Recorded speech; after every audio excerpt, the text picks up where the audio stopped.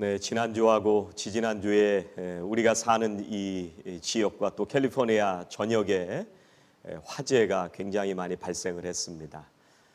우리 성도님들 냄새 때문에도 많이 고생하실 텐데 지방의 목사님 한 분도 화재로 인해서 피신을 했다가 어제 오후에 집으로 전기가 복구돼서 들어갔다는 얘기를 들었습니다. 여러분이 화재로 인해서 이 화재와 싸우고 있는 소방관들을 위해서 여러분 많이 기도해 주시기를 부탁을 드립니다. 또 지금 바이러스로 인해서 또 많은 분들이 감염도 되고 또 회복도 되기도 하지만 많은 분들이 어려움을 겪고 있습니다. 이 바이러스와 싸우는 의료진들을 위해서도 여러분 많이 기도해 주셨으면 좋겠습니다. 여러분, 오늘 우리가 사도행전 8장 말씀을 읽었는데 이 8장 말씀에 나오는 얘기의 맨 앞에서부터 무슨 얘기가 나오냐면 교회가 굉장히 큰 박해를 받았다, 이렇게 얘기를 시작하고 있습니다.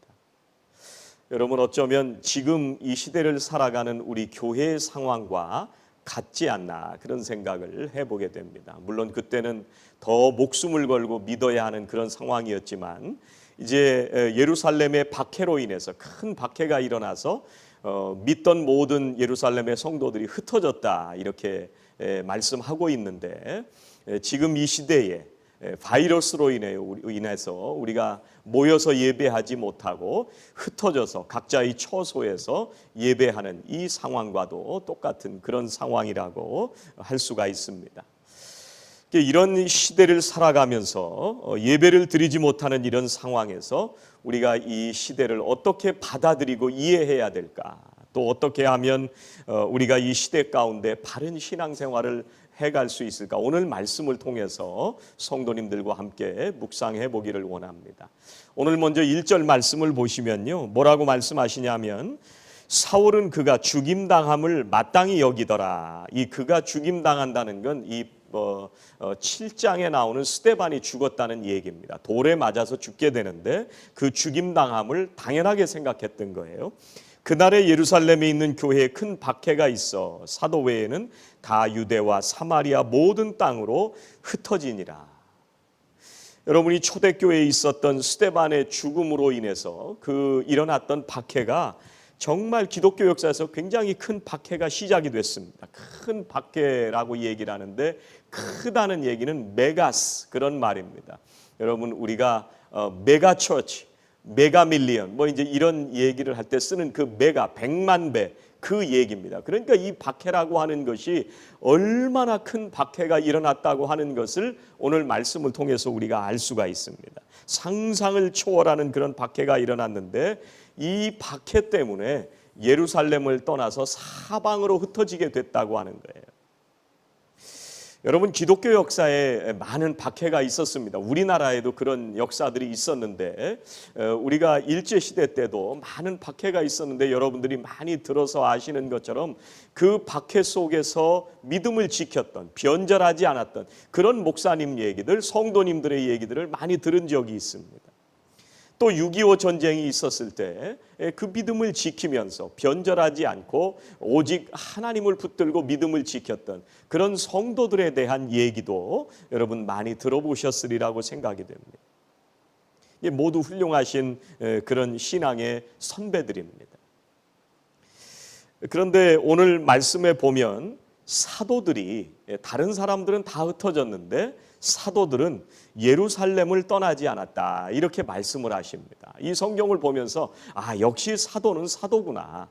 예수님께서 가르치셨던 그 사도들은 정말 믿음을 지키면서 예루살렘을 떠나지 않고 하나님 앞에 예배를 드렸구나. 박해의 자리를 떠나지 않고 순교를 각오하면서 그 자리를 지켰구나. 그런 것을 볼 수가 있습니다.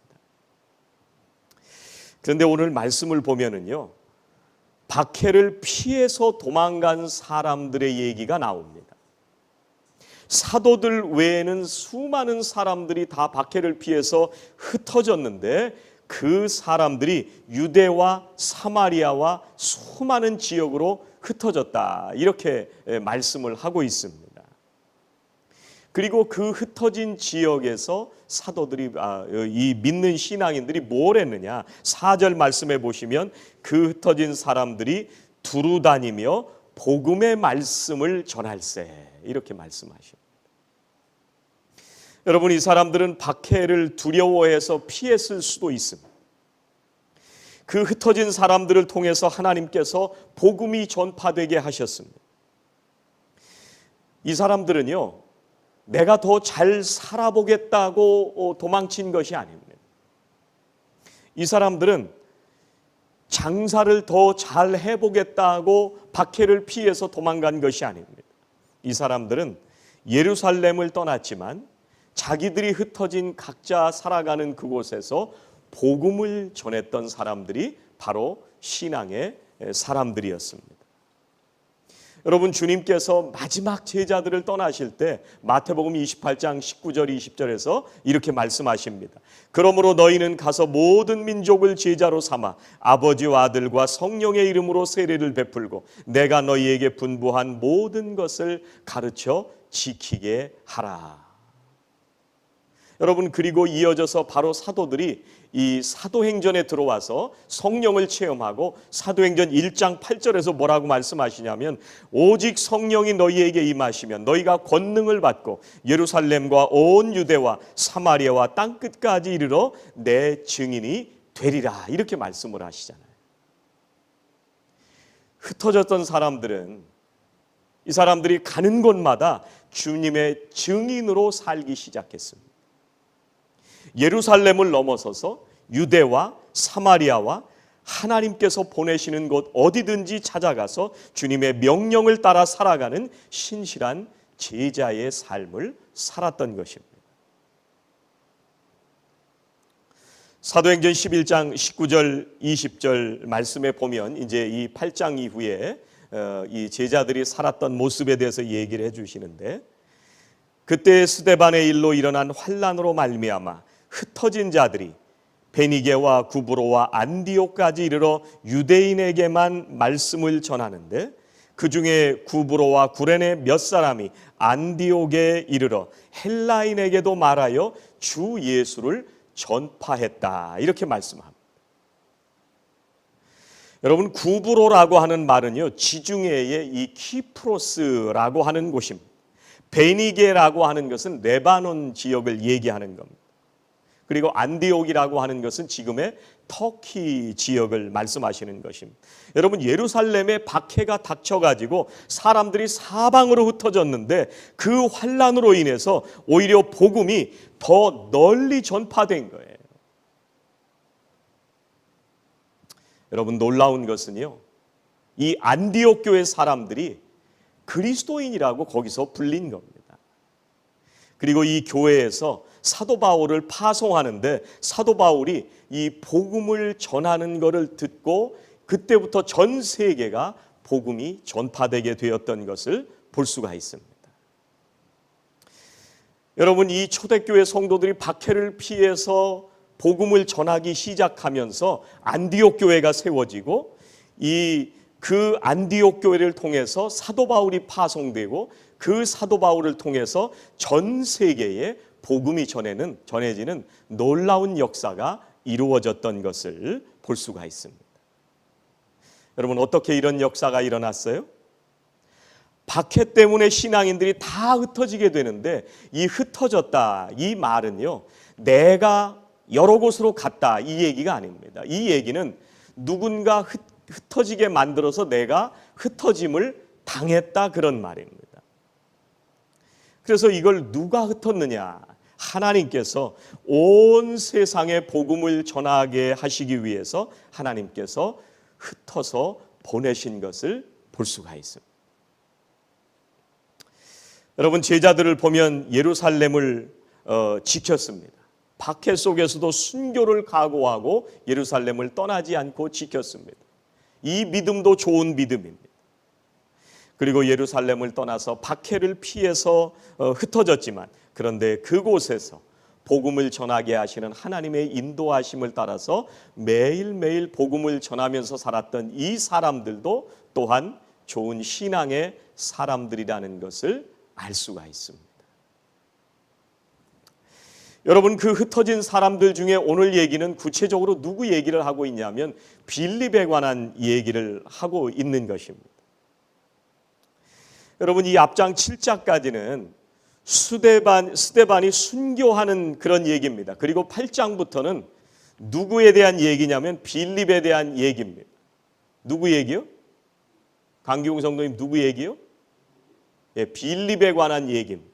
빌립에 관한 얘기인데 이 빌립이 사마리아까지 가서 복음을 전했다는 얘기입니다. 성경에 보면 이 앞장에 나오는 스데반이 굉장히 담대한 사람입니다. 그리고 성령과 지혜가 충만했다, 이렇게 말씀을 하고 있습니다. 사람들에게 칭찬받고 또 마지막에는 돌에 맞아서 순교까지 하는 그런 사람이 바로 스데반이었습니다. 이 앞장까지가. 그런데 이 빌립은 스데반이 순교하면서 예루살렘 교회에 박해가 일어나기 시작했는데 그걸 견디지 못하고 도망간 사람이 바로 이 스데반입니다. 이 사도 외에는 유다와 사마리아와 모든 땅으로 흩어졌다, 이렇게 말씀을 하시는데 이 사마리아라고 하는 지역은요, 북왕국 이스라엘의 수도가 사마리아잖아요. 그래서 아시리아가 침공했을 때 그때 이 북왕국이 무너지게 됩니다. 그리고 이제 이 아수르가 예루살렘 이 북왕국 이스라엘 지역에 혼합 정책을 펼치기 시작합니다. 그래서 다른 민족을 데려다가 그곳에서 혈통을 섞어가는 그런 지역이 바로 이 사마리아 지역이었습니다.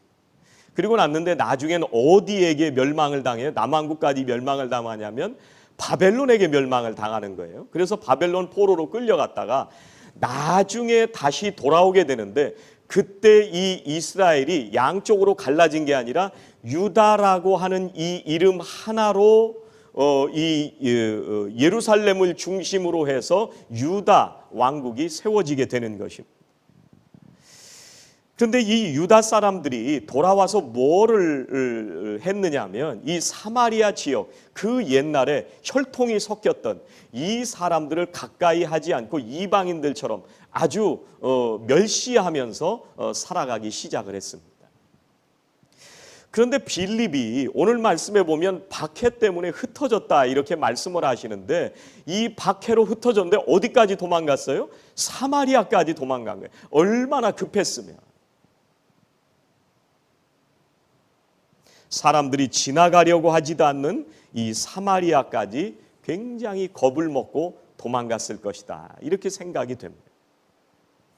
그런데 놀라운 것은요, 이 빌립이 그 도망간 자리, 두려워하고 걱정하고 정말 믿음을 저버리고 비겁한 것처럼 도망쳤던 이 빌립을 통해서 하나님이 역사하시는 것을 볼 수가 있습니다. 빌립은요, 박해를 두려워하면서 도망친 이 못난 신앙인인 것처럼 보입니다. 그런데 하나님께서 이 빌립과 함께 하셔서 빌립을 통해서 복음이 전해지도록 역사하셨던 것을 볼 수가 있습니다. 여러분, 하나님께서 스데반 같은 사람만 쓰시는 것이 아니라 이 빌립 같은 사람도 하나님께서 쓰십니다. 하나님과 우리와의 관계가 이런 관계가 되었으면 좋겠습니다. 여러분, 우리가 생각할 때는 믿음 생활을 잘하는 사람, 믿음이 큰 것처럼 보이는 사람, 또 기도를 굉장히 많이 하는 사람, 또 교회의 봉사와 헌신을 굉장히 많이 하는 사람, 충성을 굉장히 많이 하는 그런 사람들을 통해서 하나님이 역사하시는 것처럼 그렇게 우리들이 생각할 때가 있습니다. 그래서 그 사람들을 보면서 어떤 때는 비교하기도 하고, 나는 저렇게 될 수가 없어, 나는 저 사람들의 믿음을 따라서 흉내낼 수조차 없어, 나는 불가능해, 하나님께서 나에게 복을 주실까? 이런 염려 속에서 살아가는 분들도 종종 만날 때가 있습니다. 그런데 여러분, 하나님은요, 부모와 자식 간의 관계와도 같은 그런 관계입니다. 여러분, 부모가 자식이 잘나고 똑똑하고 부모에게 용돈을 잘 드릴 때만 자식을 내 자식으로 인정하고 그 자식만 이뻐하는 게 아닙니다. 자식은 못났어도 부족해도 때로는 속 썩이는 한이 있더라도 그 자식은 내 자식인 겁니다. 부모와 자식 간의 관계는 그런 관계예요. 하나님과 우리와의 관계도 똑같은 관계입니다. 우리가 뭔가를 신앙적으로 열심히 잘하는 것이 있고 공적을 세우는 것이 있고 내가 충성을 크게 했기 때문에 하나님께서 우리들을 사랑하시는 게 아니라 하나님은 우리가 자녀 되었기 때문에 그래서 우리를 사랑하시는 거예요. 여러분, 우리가 하나님 앞에 갈 때 뭔가 잘하려고 합니다. 하나님 앞에 내가 훌륭해야 된다고 생각합니다. 내가 헌신을 하려고 해도 내가 뭔가 준비되어서 거룩하게 산 다음에 내가 하나님의 말씀대로 완벽하게 산다고 생각된 다음에 내가 헌신한다고 자꾸 생각을 합니다. 그게 아니고요. 우리는 그냥 하나님 앞에 몸을 드리는 거예요. 그러면 하나님이 나를 써주시는 겁니다. 여러분, 모세를 보면은요, 성경의 모세를 보면 애굽에서부터 이스라엘 백성들을 끌고 나와서 홍해를 가르는 역사를 일으키는 큰 믿음의 사람처럼 우리 눈에 보입니다. 얼마나 훌륭한 믿음의 사람인지 모릅니다. 여러분, 아브라함은 어때요? 100세에 난 이삭을 바치라고 하니까 하나님 앞에 바치려고 했던 큰 믿음입니다. 여러분, 우리는 이 흉내를 자꾸 내려고 한단 말이죠. 예수님께서 이 땅에 오셨는데 이렇게 믿음 좋은 사람들만 위해서 오신 것은 아닙니다. 어떤 때는 우리는 성경에 나오는 야곱처럼 아버지와 형을 속이고 도망가는 이 야곱처럼 비겁하게 살아갈 때도 있습니다. 세상과 타협하면서 살아갈 때도 있어요. 어떤 때는 내가 하나님 앞에 불순종할 때도 있고 어떤 때는 말씀을 지켜서 살지 못할 때도 있고 어떤 때는 기분이 좋아서 봉사를 잘하다가 어느 날은 삐져가지고 또 시험에 빠져가지고 봉사하던 것도 내팽개치고 내가 이제부터는 내 멋대로 살아갈래 이런 걸 자꾸 반복하면서 우리들이 살아가는 못난 신앙의 사람처럼 느껴질 때도 있습니다. 그런데 우리가 어떤 형편에 살아가도요, 하나님께서 우리를 써주시고 오늘 말씀에 나오는 박해를 피해서 도망간 빌립을 써주신 것처럼 하나님께서 우리를 써주실 줄로 믿습니다. 창세기 28장 15절에 보면은요, 이게 야곱 얘기거든요. 이 얘기가 어느 때인지 한번 여러분 생각해 보시면 좋을 것 같아요. 야곱을 복 주시겠다 하는 약속의 말씀인데 이게 야곱이 어느 때인지를 한번 생각해 보세요. 내가 너와 함께 있어 네가 어디로 가든지 너를 지키며 너를 이끌어 이 땅으로 돌아오게 할지라 내가 네게 허락한 것을 다 이루기까지 너를 떠나지 아니하리라 하신지라. 여러분, 이 약속의 말씀은요, 야곱에게 복 주시겠다, 돌아오게 하겠다 이 말씀은요, 야곱이 천사와 씨름하고 하나님과 씨름해서 굳건한 믿음으로 이겼을 때의 얘기가 아니에요. 야곱이 정말 도망치듯이 가면서 땅바닥에 누워서 돌 베개를 베고 잘 때의 얘기예요. 정말 초라한 도망자로 살아갈 때 그때 하나님이 약속하시는 거예요. 하나님은 버린 적이 없으세요. 모세가 하나님을 만날 때 하나님께서 내가 누구라고 소개를 하시냐면 나는 스스로 있는 자니라. 그 어떤 도움도 필요 없으시고 하나님은 하나님 자체로 여전히 우리에게 하나님이 되어주시는 분이 하나님이십니다. 하나님께서 한 번도 실패하지 않으시고 우리는 변하고 우리는 넘어지고 우리는 깨어지고 하나님을 배반해도 하나님은 신실하게 우리를 사랑해 주시고 인도해 주시는 분이 하나님이십니다.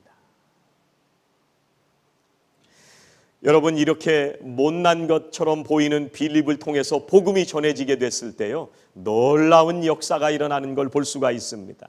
여러분, 사도행전 오늘 읽은 말씀 8절 말씀 보세요. 8절, 그 성에 큰 기쁨이 있더라 이렇게 말씀하시잖아요. 큰 기쁨이 있더라.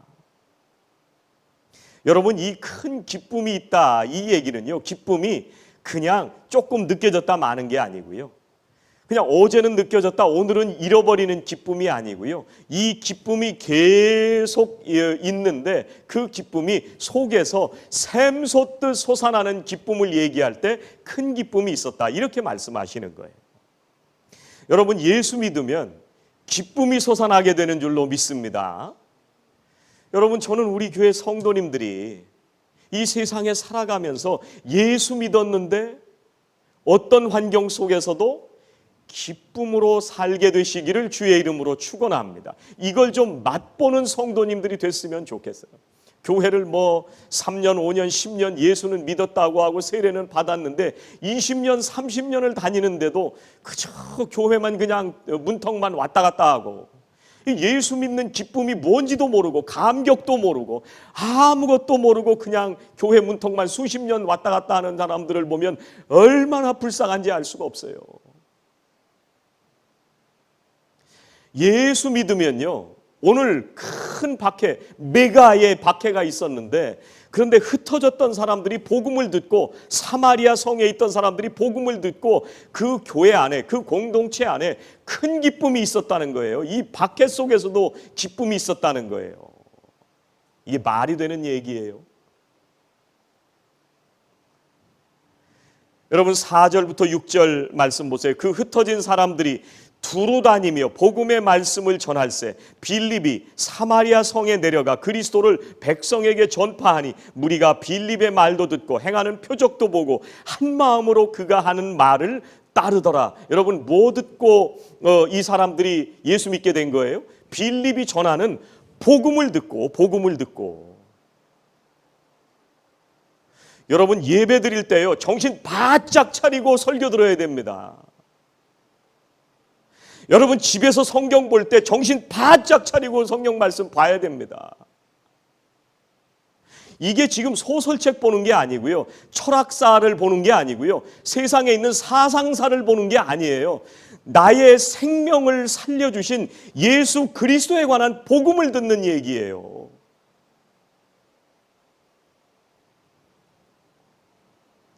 여러분 어떻게 박해받는 성도들의 심령 속에 기쁨이 솟아나요? 이게 말이 되는 얘기예요. 세상을 보면은요 기뻐할 이유가 하나도 없습니다. 이 사람들은 그런데 복음을 듣고 기뻐했대요. 여러분 어떻게 이런 기쁨이 있었을까? 이 사람들이 복음을 들으면서 무슨 일이 일어났냐면요 귀신 들린 사람들이 나았대요. 여러분 귀신 들렸다 나오면 얼마나 기쁘겠어요. 이 귀신이라고 하는 얘기는 꼭 우리가 생각하는 마귀 이상하게 생긴 그런 것뿐만 아니라 우리가 마음속에 가지고 있는 근심, 걱정, 불안, 염려, 시기, 질투, 또 불신앙, 불순종, 세상의 가치를 붙들고 살아가는 우리의 모든 우상들 이런 것들이 마귀예요. 근데 이게 쫓겨나갔다는 거예요. 복음을 들으면서. 놀라운 일이잖아요. 그래서 기뻐한 거예요.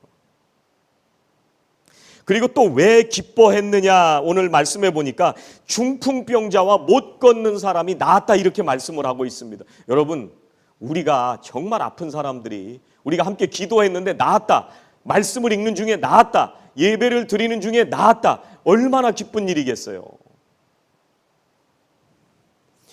여러분 베드로와 요한이 예배드리러 들어가다가요 기도하러 들어가다가 안전뱅이를 보고 내가 은과 금은 내게 없는데 내게 있는 바로 이것을 너한테 주는데 나사렛 예수 그리스도의 그 이름으로 일어나 걸어라. 뭐의 능력이 있는 거예요? 예수 그리스도의 이름의 능력이 있는 거예요.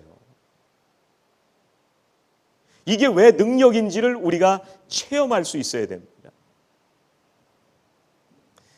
그런데 우리가 깊이 오늘 말씀을 통해서 생각해 봐야 되는 거는요 오늘 말씀이 말씀하시는 이 기쁨은 지속적으로 우리에게 경험이 되는 건데 여러분 우리가 기도하는 문제가 해결됐을 때 우리가 기쁠 수 있습니다. 우리 병이 나았을 때 기쁠 수 있습니다. 물질이 생겼을 때 우리가 기쁠 수 있습니다. 그런데 오늘 말씀에 뭐라고 말씀을 하시냐면요 안전뱅이와 이 병자들이 나았다 이렇게 말씀을 하십니다. 근데 이 나았다 이 말이 무슨 말이냐면요 영어로 번역을 할 때 서비스 이렇게 번역을 하는 말이에요. 여러분 서비스가 뭐예요? 서비스는 우리가 드리는 예배가 서비스예요.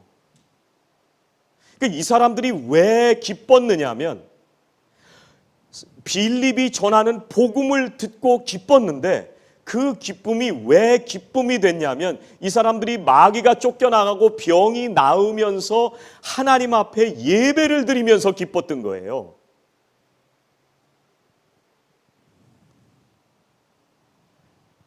여러분 최근에 제가 선교사님 한 분하고 이제 이야기를 나누게 되었는데, 중국에서 선교하는 선교사님이에요. 근데 이분 말씀이 북한에 대한 얘기를 해주는 거예요. 북한이 지금 현재 굉장히 어려운 상황이랍니다. 근데 그 상황에 이분들이 정말 비밀리에 모여서 기도하고 하나님 앞에 예배 드리는데, 여러분 지금 우리가 사는 이 미국의 이 상황은요, 정말 예배 편하게 드리고 있잖아요. 우리가 바이러스로 인해서 이게 마치 어려운 상황인 것처럼 생각이 되지만, 근데 정말 예배 드릴 수 없는 이 중국과 북한에서 예배 드리는 이 상황에서 드리는 예배는 정말 하나님 앞에 감격으로 드리는 예배입니다. 근데 이 성도들이 하나님의 말씀을 함께 나누고 예배를 드리는 중에 감격과 기쁨과 감사를 드린다는 거예요.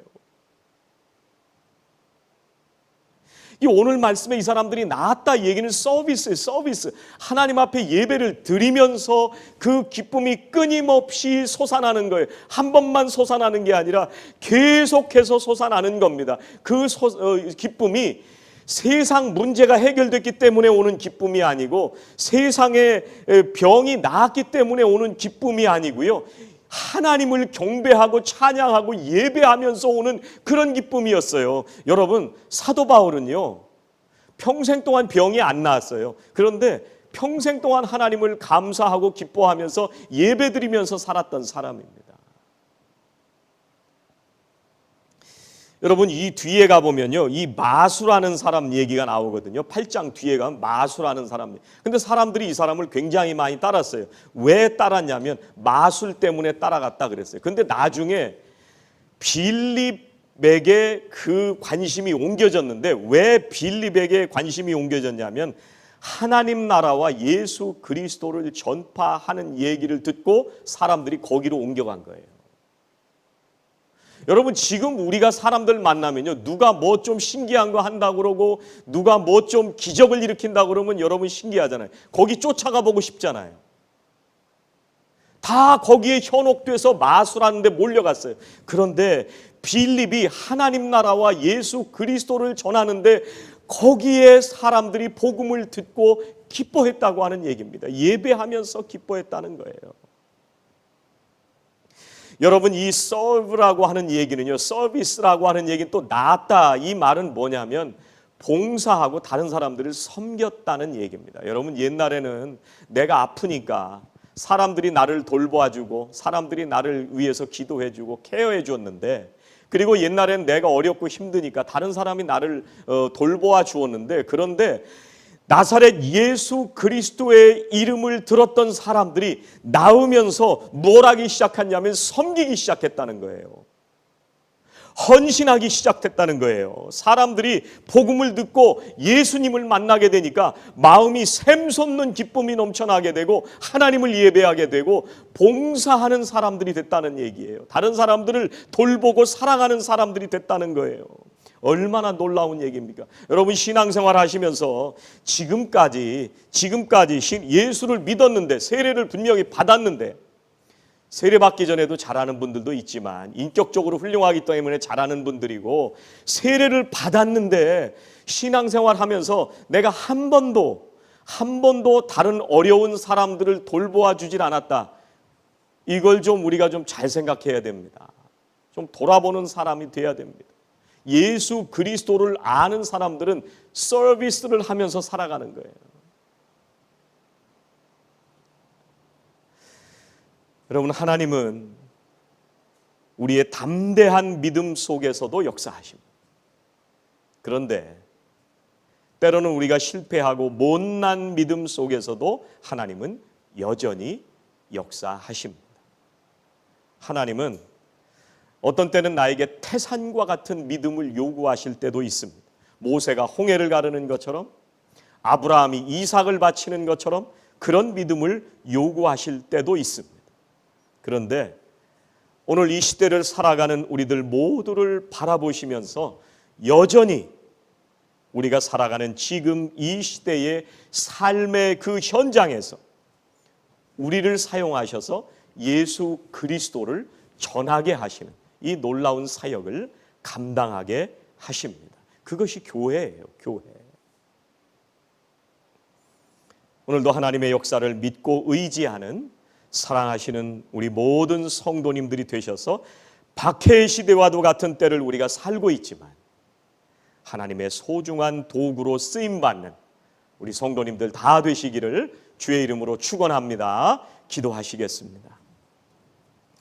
하나님 감사합니다. 오늘 말씀에 나오는 빌립처럼 주님, 때로는 저희들이 박해 속에서, 세상의 환경 속에서 도망치고 넘어지고 깨어져서 비겁한 모습으로 세상과 타협하며 못난 믿음으로 살아왔을 때도 있습니다. 그러나 주님은 나의 아버지 되셔서 우리들을 붙들어 주시고 우리들을 사랑해 주시고 그 도망친 자리에서도 여전히 우리들을 붙들어 하나님의 거룩한 은혜의 역사, 복음의 역사를 오늘도 이루어 가도록 저희들을 붙들어 주시니 감사합니다. 하나님, 우리가 예배할 때에 하나님 주시는 큰 기쁨과 감격이 샘솟듯 솟아나게 하여 주시고, 사랑하시는 우리 성도들 예수 그리스도가 우리 안에 살아있음을 분명히 믿고 매일매일 기쁨과 감격과 감사를 경험하며 살도록 인도하여 주시옵소서. 예수 그리스도를 믿었더니 매일매일 이렇게 하나님 은혜 안에서 세상의 환경을 이기는 기쁨이 샘솟듯 넘쳐나더라. 간증하며 살아가는 믿음의 자녀들 다 되게 하여 주시옵소서. 또 사랑하시는 우리 성도님들, 이 기쁨을 가지고 세상 가운데 나아가 세상의 어려운 사람들을 돌아보고 매일매일 섬김의 삶을 살아가는 복된 자녀들 다 되게 하여 주시옵소서. 예수님의 이름으로 기도하옵나이다. 아멘.